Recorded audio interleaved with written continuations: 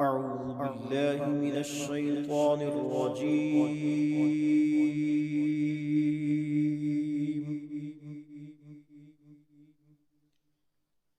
بسم الله الرحمن الرحيم.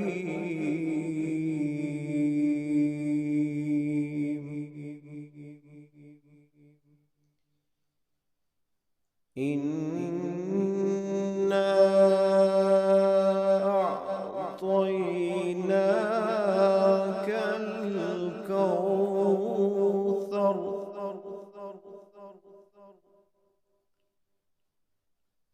فصل لربك وانحر